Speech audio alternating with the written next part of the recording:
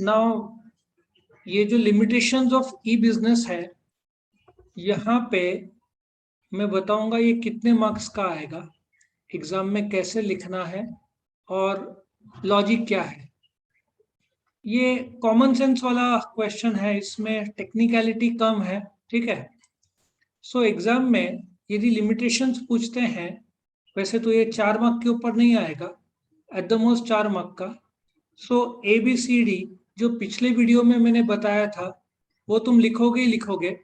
उसके बाद तुम्हारा E होगा लिमिटेशंस ऑफ ई बिजनेस, और फिर 1 2 3 4 5 ऐसे लिखोगे। सो 4 में से वो पूरा 4 दे देगा, क्योंकि तुमने ABCD दिया है, लिमिटेशंस दिया है, और लिमिटेशंस में कुछ जगह पे एग्जांपल डाल सकते हो, तब तो 95 ऑन 100 पूरा मिल जाएगा। बाकी जगह पे भी ऐसा रखोगे। Now let us understand point number 1, lakhs personal touch. Now सबसे पहले तो तुमको ये समझना पड़ेगा लैक्स पर्सनल टच कैसा है। तुम जब इसमें जाते हो शोरूम में शूज देखने, तो तुम एक बार ट्राई करना चाहोगे, या शर्ट देखना ट्राई करना चाहोगे। एक फील आता है, शॉपिंग का एक मजा आता है। यहाँ पे घर बैठे बैठे ही कर लिया। कुछ लोग, मुझे बहुत पसंद है कि मैं, क्योंकि मुझे पसंद जनरली आता नहीं जल्दी, तो मेरे को पूरा चॉइस करके ही मैं लेता हूँ। ऐसे ऑनलाइन क्या होता है, वो पर्सनल टच नहीं आता है। तुमने ऑर्डर कर दिया, जैसे मोबाइल लेना हो तो तुम क्या करोगे, जाकर चेक करोगे, मोबाइल हाथ में फील करोगे मोबाइल को, और फिर लोगे। तो ऑनलाइन में ई बिजनेस में ये फील मिसिंग है। Point number 2, lack of feel of product. जैसे मैंने बताया लैक्स पर्सनल टच, मतलब एक तो सेल्समैन भी नहीं है, और सेकंड केस में I can not feel the product the way I want. जैसे कैसे होता है, अब मोबाइल का ले लो, आजकल 5 5.5 6 तक आ गया है ना, कि 6.5 भी आ गया है। कितना है, 6.5 भी आ गया है। मैक्स प्रो का साइज क्या है, ठीक है, 6.9। कैसे होता है, एक मिनी भी आता है, ठीक है। सो एक कंफर्ट लेवल सबका रहता है।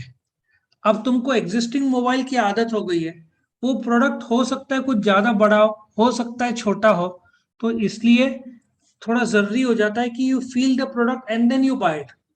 अभी फॉर एग्जांपल इफ मुझे आईपैड लेना है, तो मैं ऑनलाइन तो बिल्कुल नहीं खरीदूंगा। क्यों, मुझे पता चाहिए ना मेरे हाथ में फिट हो रहा है कि नहीं। एक आईपैड मिनी आता है, सुना है। तो जहां तक मुझे मेमोरी में एक आईपैड 12 आता है, एक आईपैड 9 आता है साइज का। जरा सा कम ज्यादा साइज हो गया तो क्या होगा कि यदि मुझे यूज करना है सिखाने में या किसी को दिखाने में, और हाथ में नहीं बैठ रहा है, तो पूरा पैसा वेस्ट। क्योंकि 2 हाथ में सिखाऊंगा तो लिखूंगा क्या बोर्ड में, यदि लिखना है तो, या कुछ। सो ये फील बहुत जरूरी है कुछ जगह पे। तीसरा, फ्रॉडुलेंट ई बिजनेस। अभी मेरा एक स्टूडेंट था, उसको पासपोर्ट बनवाना था, तो उसने जैसे सर्च में डाला पासपोर्ट, एक वेबसाइट आया, उसने कुछ 2,500 पे किया। बाद में पता चला वेबसाइट को फ्रॉड निकला। आजकल ये बहुत बढ़ गया है फ्रॉड, इसलिए गूगल जो है उसमें नकली वेबसाइट भी बहुत है। गूगली, GOGLY, मिस टाइप हो गया तो तुम गलत वेबसाइट में पहुंच जाते हो। ये तो आजकल फ्रॉडलेंट ई बिजनेस, फेसबुक में बहुत सारे स्टोरीज मुझे देखने को मिलते हैं। लोग डालते हैं इस वेबसाइट को विजिट मत करो, हमारा 1,500 रुपये चला गया। लोग को लगता है सस्ते में है, बेच रहे तो अच्छा होगा, तो बहुत सारे फ्रॉडलेंट इसमें आ चुके हैं, नकली। ना क्वालिफाइड प्रोफेशनल कहाँ पे लगता है। अभी मैं जब ये जो प्रोजेक्टर है अपने क्लास का लेने गया था, तो सेल्समैन को मैं बोल रहा हूँ क्लासरूम के चाहिए। एक तो उसको नॉलेज नहीं, वो एक कर रहा है। मैं खुद कंफ्यूज, क्योंकि फर्स्ट टाइम ले रहा था, रिसर्च ऑनलाइन भी मुझे समझ में नहीं आ रहा था। ऑनलाइन जो मैंने रिसर्च किया, अब तुम ऑनलाइन प्रोजेक्टर खरीदोगे तो तुम पूरे कंफ्यूज ही रहोगे। वहां पे तुमको क्वालिफाइड प्रोफेशनल लगना ही लगना है। अब क्या हुआ, वो दुकानदार होशियार था, दुकानदार होशियार था, खुद का रहा तो अक्कल रहती है। उसने मुझे बोला कि आपका क्लासरूम के लिए ये एप्सन का नाम बोला और उसने नंबर बोला, ये आपके लिए सबसे बेस्ट रहेगा, नासिक के कुछ क्लासेस वाले ये ट्राई करते हैं। विद इन 5 मिनट्स मेरा फाइनलाइज हो गया। देखते ही मैंने बोला ठीक है, गो अहेड। और आई थिंक पिछले 4 साल से ये फर्स्ट क्लास चल रहा है। उसने एक सही एडवाइस दिया, कोई प्रॉब्लम ही नहीं। और उसी प्रकार से अब मैं लैपटॉप की बात करता हूँ। हमको लगता है स्क्रीन वाला, खरीदने के बाद पता चला वो स्क्रीन टच है ही नहीं, तो वेस्ट हो गया ना पूरा पैसा। वापस कौन लेने वाला है एक बार खोल दिया तो। सो तुम ऑनलाइन लोगे तो फिर बहुत मुश्किल हो जाता है। और ये बात सही है, कुछ लोग बोलते हैं 14 डेज 15 डेज फ्री रिटर्न, लेकिन हर प्रोडक्ट में नहीं रहता है फ्री रिटर्न। सो प्रोफेशनल लगता ही है कुछ जगह पे। फिर सिक्योरिटी। अभी सिक्योरिटी ऑफ ऑनलाइन ट्रांजैक्शन में तुम नोट करो, बहुत सारे ऐसे लिंक आते हैं जो तुमने गलती से क्लिक कर दिया, ठीक है, तो बहुत सारे लोग के पैसे चले गए हैं, फेसबुक में फ्रॉड हुए हैं। तो सिक्योरिटी सबसे बड़ा इश्यू है। इसलिए तुम जब डेबिट कार्ड या क्रेडिट कार्ड लेके पेट्रोल पंप में जाते हैं, स्वाइप के लिए देते हैं, बोलता है मैं अंदर जाकर स्वाइप करके आऊं, कभी भी ऐसे देने का नहीं, उसके साथ फॉलो करने का, क्योंकि उसने कार्ड और 3 पिन कर दिया, पीछे का 3 डिजिट नंबर, तो बहुत बड़ा फ्रॉड हो सकता है। तो ये तो सामने हो रहा है, ऑनलाइन तो कितना फ्रॉड होता है। तो इसलिए सिक्योरिटी के लिए बहुत जरूरी है कि आजकल मानते हैं आजकल सिक्योरिटी काफी है, लेकिन जूम का जब मुझे फॉरेन में पेमेंट करना था ऑनलाइन, क्योंकि वो यूएस बेस्ड कंपनी है, कोई का ओटीपी डायरेक्ट डेबिट हुआ। फिर मेरे को एक और जो है एक ऐप था, वो उसमें करना था, डायरेक्ट डेबिट आया, ओटीपी आया ही नहीं। मतलब वो अमेरिका से रूट करता है तो ओटीपी वहां नहीं है, इंडिया में ओटीपी है। अच्छा, उनको वो तो खैर ऑनलाइन था, लेकिन नंबर और पीछे का 3 डिजिट मिल गया तो गया कार्ड का, कितना लॉस हो सकता है। तो सिक्योरिटी इश्यूज रहते ही ऑनलाइन, एक डर रहता है कि संभाल के। इसलिए इंडिया में मुझे सेफ लगता है, उल्टा फॉरेन में स्वाइप करना डिफिकल्ट लगता है, क्योंकि वहां पे ओटीपी दिखता नहीं है। इंडिया में मस्त ओटीपी का फैसिलिटीज है। फिर टेक्निकल डिफिकल्टीज, तुमने नोट किया है तुम्हारा पेमेंट कई बार सिंगल टाइम डबल टाइम चला गया, ऐसे हुआ है।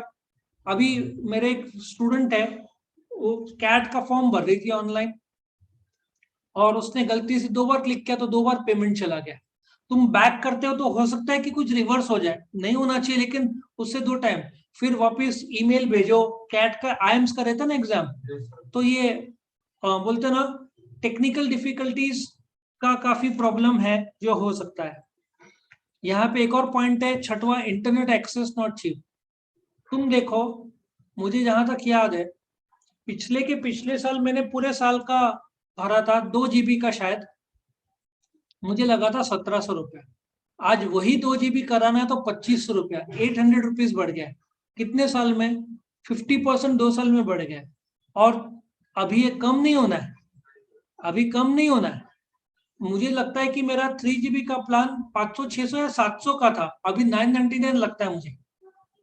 मेरा प्लान 3 GB का, मेरे को वो भी कम पड़ता है कभी कभार।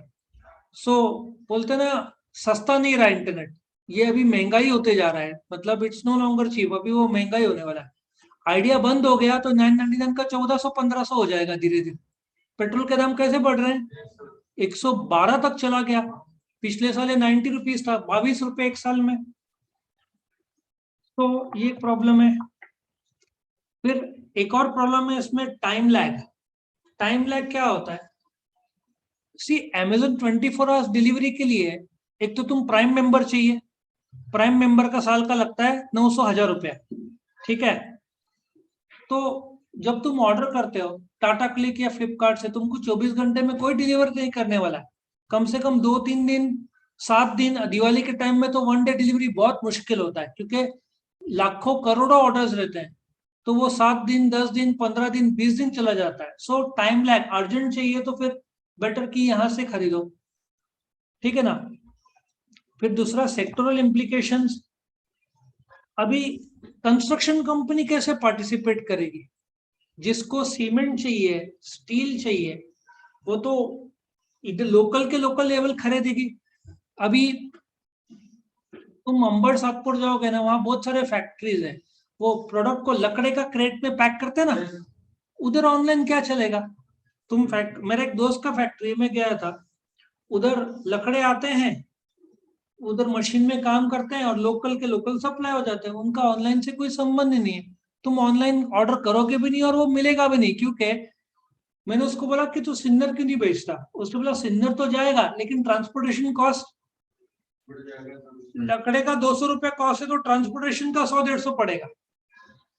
अब कांदा ले लो, यहाँ पे जो कांदा मिलता है 40 रुपए किलो, दुबई जब एक्सपोर्ट होता है तो 7 से 8 रुपए पर किलो बढ़ जाता है, सिर्फ ट्रांसपोर्टेशन कॉस्ट 7 to 8 रुपीज लगता ही है। सो जितना दूर रहा तो सेक्टोरल इम्प्लीकेशन। अब प्याज के मामले में तुम ऑनलाइन कैसे बाइंग करोगे? अभी आ गया है वेज बास्केट वो सब, लेकिन फिर भी अभी भी किराना और वेजिटेबल में हम लोग तो पर्सनली मैं देखकर ही प्रेफर करता हूँ लेना, ऑनलाइन बहुत कम।